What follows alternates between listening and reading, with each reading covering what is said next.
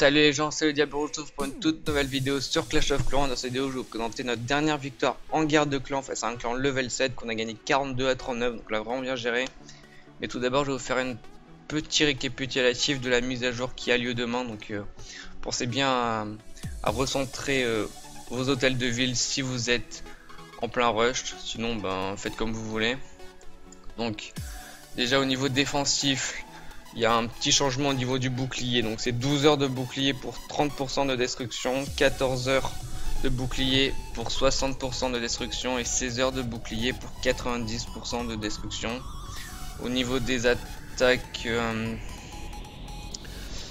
ça sera plus équilibré au niveau des HDV que vous allez taper, parce qu'on sait que des fois vous pouvez taper des HDV 10 alors que vous êtes HDV 8, ils ont essayé en tout cas de faire un rééquilibrage. Après il y a une garde de village, donc c'est plutôt pour ceux qui sont assez hauts en rush. Au niveau du butin de ligue, donc là ils ont augmenté le butin de ligue pour les ligues assez élevées, même aussi pour les ligues assez faibles, mais ils ont tout amélioré. Par contre le petit problème aussi c'est qu'au niveau du butin disponible, c'est que c'est disponible qu'à partir de 70% de destruction. Donc quand vous tapez l'HDV, vous avez à chaque fois le butin de ligue, mais là c'est plus possible, il faut que vous soyez capable de faire 70% minimum. Donc ça va être plus compliqué de piller facilement quand on est en haut level.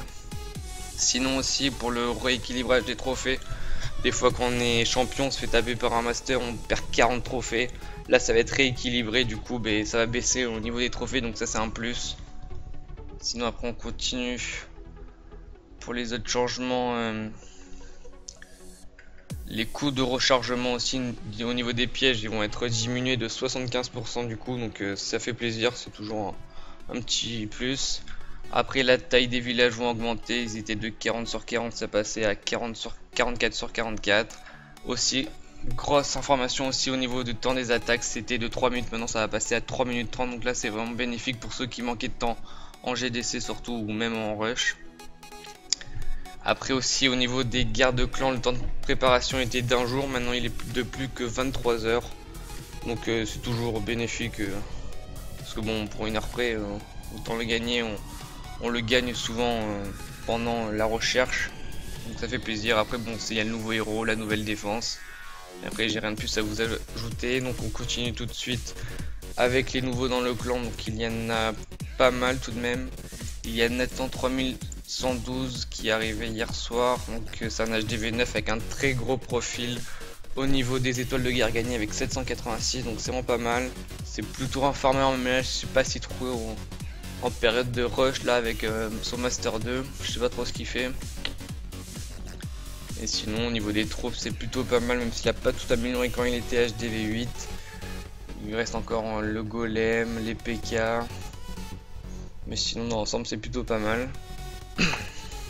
Et au niveau des dons c'est moyen il me semble, avec 17 506 dons. Donc tu peux t'améliorer. Lilian Junior, je sais pas ce qu'on dit comme ça. Toi t'es plutôt maxé, même si t'as encore quelques troupes que t'as pas amélioré quand t'étais HDV 8.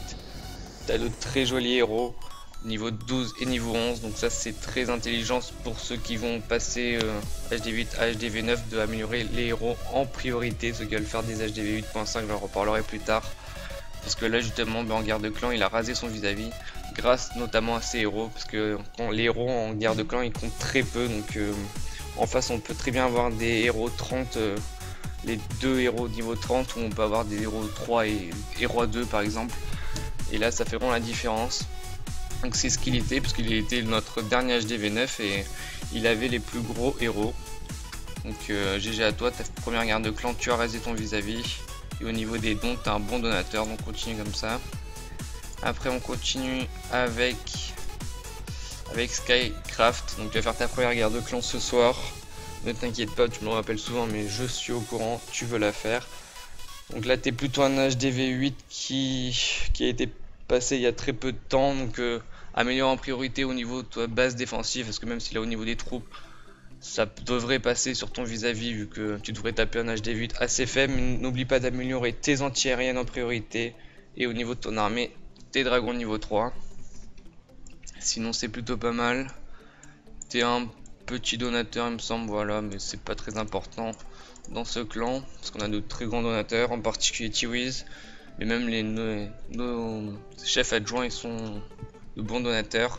Après au niveau de Streptos, donc c'est un HDV9 qui a de très grandes troupes, pratiquement toutes les troupes maxées, sauf les héros bien évidemment, c'est assez dur de les avoir maxés au début, parce que t'es que niveau 111, enfin, c'est déjà pas mal. Sinon au niveau du coup de pouce financier, t'as un très grand donateur, et t'es plutôt un farmer. Excusez-moi. Donc au niveau des gardes de clan, t'es aussi un très grand joueur en garde de clan avec 641 étoiles. On va continuer avec notre ami 98DF32, donc son pseudo date, enfin qui a une histoire carrément, donc 1998 c'est pour le 98, c'est la date de naissance de sa fille, DF c'est les initiales de son nom, et 32 c'est à l'âge où il a commencé Clash of Clans. Donc voilà, je te raconte la petite histoire de ce personnage. Donc c'est un HDV8 qui était passé il y a peu de temps aussi. Enfin quoique, non je regardais ça parce que je n'avais pas vu qu'il avait amélioré son usine de sort noir. Il est quand même niveau 79 donc ça a été un peu tout de même. Donc c'est plutôt un farmer avec un très gros profil en garde de clan, 294 étoiles. Et sinon dans l'ensemble c'est plutôt pas mal. Continue à t'améliorer, à progresser.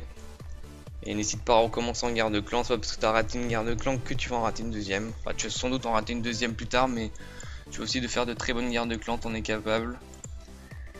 Et sinon j'ai oublié personne, il me semble pas, donc on va continuer avec la garde de clan face à Zian Portal qu'on a gagné de 42 à 39.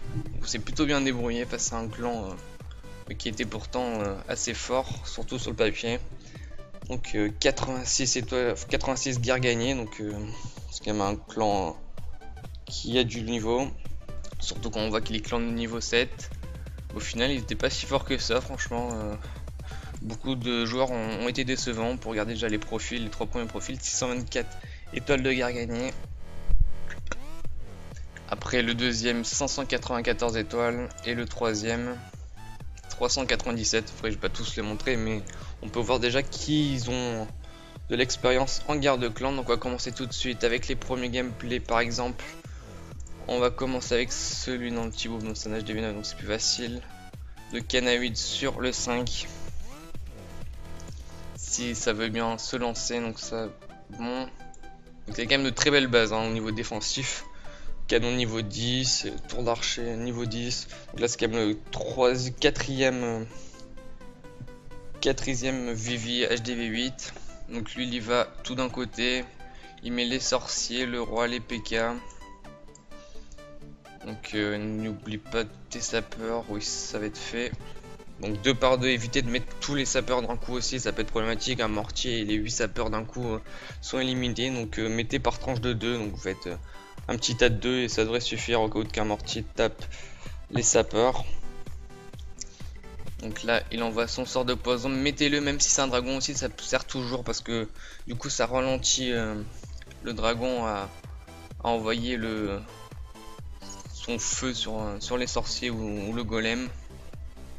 Donc là malheureusement le roi va tourner et les sorciers aussi, mais ça va être pas problématique vu qu'après ils vont nettoyer tout l'extérieur du village pour se recentrer. Il y avait assez de troupes à l'intérieur du village. Donc là aussi le problème avec sa compo d'attaque c'est peut-être qu'il n'y a pas de rage. 3 soins, ça aurait pu être un manque de temps à la fin, mais ça va passer. Parce que c'est un village quand même assez facile à raser. Même si c'est des troupes, enfin des défenses maxées, c'est un village très connu et donc très facile à maxer. Donc là, il reste plus que 2 mortiers, un canon. Il reste assez de troupes pour détruire le village. Et ça va être un joli 3 étoiles de ta part. Donc continue comme ça, tu fais de bonnes gardes de clan, tu t'es bien repris parce qu'il y a quelques temps tu étais moyen en garde de clan et ça va beaucoup mieux ces temps-ci. On va continuer avec une attaque, on va faire un HDV.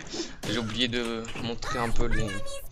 Donc il y avait qu'un HDV9, du 2 au 12 c'était des HDV8 et les 3 derniers c'était des HDV7 et en face c'était exactement pareil. On va montrer un HDV7 pour une fois, donc on va montrer le plus haut HDV7, donc on va montrer une attaque d'Eli pour changer. Donc ce sera évidemment du full drag hein, comme tout HDV7. On peut peut-être faire un cochon niveau 2 et encore ça passe même pas, hein. Je suis même pas sûr que ça passe sur les HDV7. Donc elle y va, donc non, on commence par les côtés pour se recentrer vers le milieu du village. Donc ça a été fait à moitié, tu aurais dû commencer de mettre un dragon ici, un dragon là-bas et après mettre tous les dragons à l'intérieur. Donc là elle met ses 3 foudres sur l'anti-aérienne. En même temps elle veut faire des dégâts sur le roi, c'est peu utile hein, franchement. Là ça aurait pu avoir un problème au niveau de la destruction anti-aérienne et ça aurait pu te coûter un fail. Heureusement c'est passé tout de même. Donc là tu sacrifies ton roi, c'est peu utile mais bon. Ça focalise la tour d'archer sur le roi. Et après il reste suffisamment de dragons pour détruire le reste des défenses et du village. Et ça va faire un joli 3 étoiles. Donc on va accélérer un peu parce que voilà, les attaques HDV7 c'est traditionnel, il n'y a pas de maîtrise particulière. HDV7, même si on n'est pas exceptionnel en garde-clan, on peut très facilement faire des 3 étoiles. Donc ça reste un joli 3 étoiles, GG à toi Eli. On va continuer tout de suite par une attaque, on va essayer de changer un peu de Vince sur le 9. Donc là c'est quand même les bas HDV8, je sais pas s'il y a peut-être un HDV8 plus faible, donc non il y a quand même un canon niveau 10. Bon, le roi était assez faible et il y a quelques défenses qui a été rajoutées en plus. Mais sinon ça reste quand même une belle base au niveau défensif, enfin pas la forme du village mais les niveaux défensifs des bases sont plutôt pas mal. Donc aussi petite erreur sur sa base game des bombes géantes à l'extérieur du village, c'est à éviter, surtout face aux cochons. Parce que là franchement, même cochon niveau 3 ça devrait être possible de raser. Donc on y va, le sort d'empoisonnement qui est utilisé, c'est bien. Ça sert toujours, ça ralentit les dégâts de l'ennemi, du château de clan. Les golems qui sont assez espacés à un côté de chaque, donc ça fait toujours plaisir. Parce que ceux qui envoient 2 golems d'un coup, ben, forcément ça focalise qu'une partie de défense au même endroit, tandis que si tu te mets sur les 2 côtés, il y a beaucoup plus de défense qui vont être focalisées par les golems et du coup ça va faciliter le 3 étoiles. Donc ça va passer de justesse je vois parce que il reste quand même encore peu de sorciers. Heureusement il reste le roi et les 2 PK qui vont servir un peu en tank pour que les golems finissent le travail à l'intérieur du village. Donc là c'est plutôt un rôle de golem qui fait le PK. Quand il passe à l'extérieur il faut mettre juste 2-3 sorciers derrière et ça nettoie les premières défenses qui sont à l'extérieur du village. Donc là il restera suffisamment de temps pour finir de raser ce village. Donc bien joué à toi Vince, continue comme ça. Et tu pourras faire encore de meilleures attaques. Il y a quand même quelques défauts dans ton attaque au niveau des PK qui ont contourné. Mais sinon ça reste un très joli 3 étoiles. Donc là tu préfères de rage à un soin, pourquoi pas. Bon voilà, bon, ça reste une très belle guerre de clan de notre part aussi à préciser. Cette guerre de clan, on est en train de massacrer 42 à 21. Donc ça fait toujours plaisir. Je vais pas montrer celui-là. J'ai un petit coup de peur que je me suis trompé de guerre de clan, mais non ça va très bien. Donc on a gagné face à un clan level 7, 42 à 39. Donc continuez comme ça, n'oubliez pas pour ceux qui sont en train de rush de recentrer le village puisque demain il n'y aura plus de boucliers si vous avez moins de 30% de destruction. Donc recentrez-le bien et j'espère que ça va vous plaire la nouvelle mise à jour. Personnellement je suis pas super fan mais je suis pas non plus déçu, c'est pas trop sur mon sujet, c'est plutôt pour les HDV10 qui ont passé à HDV11 avec le nouveau héros, le nouveau HDV11, pas de nouvelles troupes malheureusement, c'est dommage. J'espère que cette vidéo vous aura plu notamment, n'hésitez pas à liker, à vous abonner, on se retrouve à la prochaine, allez ciao les gens.